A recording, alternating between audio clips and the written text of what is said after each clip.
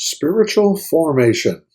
Greetings, everyone. This is Dr. Gary, and thank you for giving me a few moments of your time to go on this journey of what it means to be formed spiritually.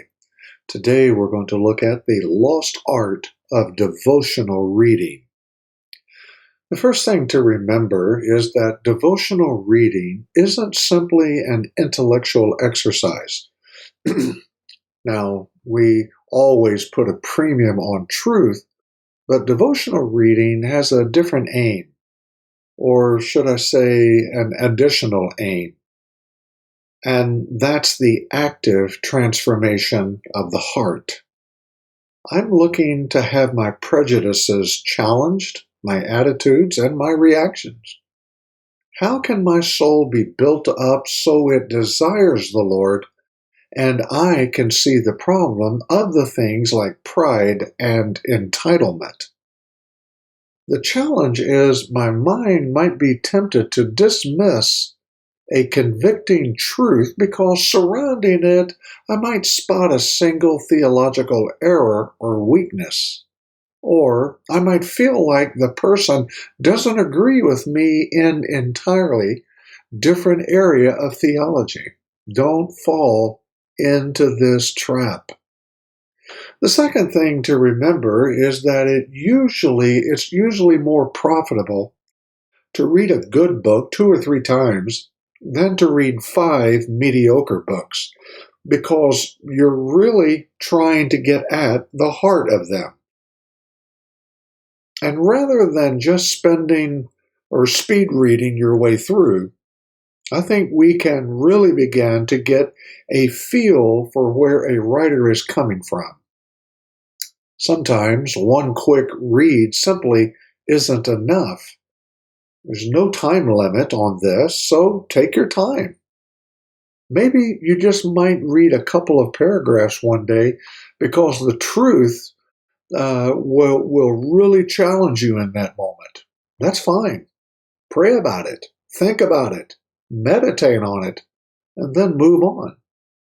Third, I think we need to remember that unlike scriptural reading, where we know it is entirely true, it doesn't have to be judged.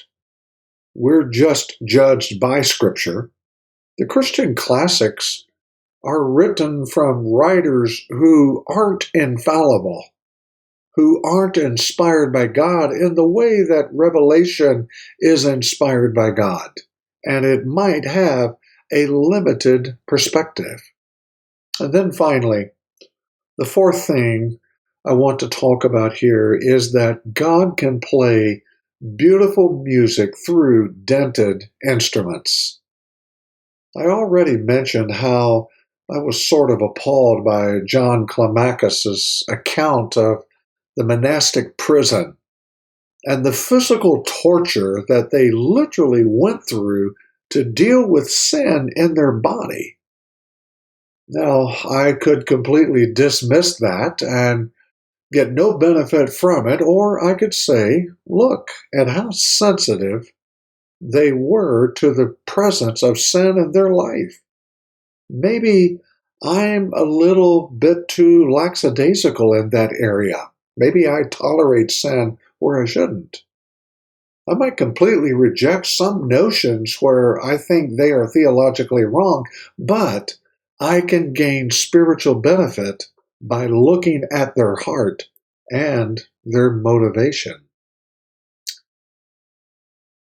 Well, here's one thing I found just as fascinating about all of this, is that when I read, for instance, Johannes Taylor's sermon, I'm reading homilies that Martin Luther himself read, studied, and called them pure theology. For me, it's just fascinating. I'm reading the same books that Martin Luther read. John Wesley at 22 had his eyes opened by the reading of Thomas à Kempis's The Imitation of Christ, and then had his eyes opened up to Jeremy Taylor's Holy Living and Holy Dying, and then the works of Madame Guyon.